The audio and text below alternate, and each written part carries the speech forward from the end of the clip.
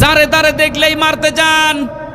কোন কারণে আজকে আপনি নাসিরউদ্দিনের ওপর অত্যাচার চালিয়েছেন, হামলা চালিয়েছেন? কোন কারণে আপনি জবাব দিতে পারবেন? সে কি দেশের নাগরিক না? 56,000 বর্গ মাইলের যেখানে ইচ্ছা সে যেতে পারবে, সংবিধান তাকে অনুমতি দিয়েছে। এই কথা বলছেন এখন আপনি করছেনটা কি? আমি তো কোরআনের এই আয়াতের ব্যাখ্যা পড়ে দেখতে পাচ্ছি আপনি স্বাভাবিক নেই। আপনাকে শয়তান ওই কাবিলের মতো দখল করে ফেলেছে।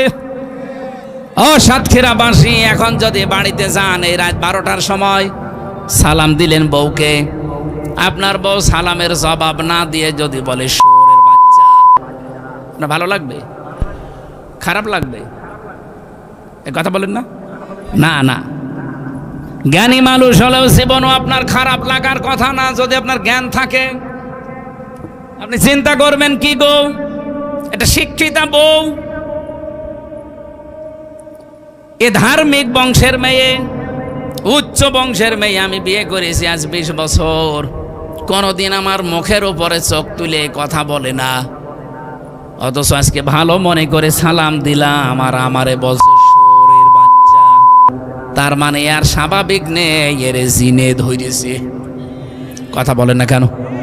এর অবশ্যই জিনে ধরেছে, নাই তো এরকম কথা বলা ওর দ্বারা সম্ভব না। আপনি যখন দেখছেন যে স্বাভাবিক বিষয়টা আপনি মানতে পারছেন না, আল্লাহর কসম আপনি মনে করবেন শয়তান আপনাকে দখল করে ফেলেছে। শয়তান আপনাকে জাহান্নামে নেওয়ার জন্য অলরেডি রওনা হয়ে গেছে।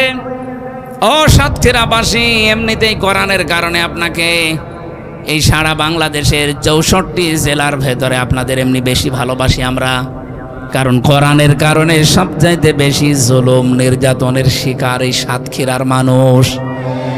এই জন্য ভেতরে ভেতরে আপনাদের প্রতি মায়া আমাদের আছে।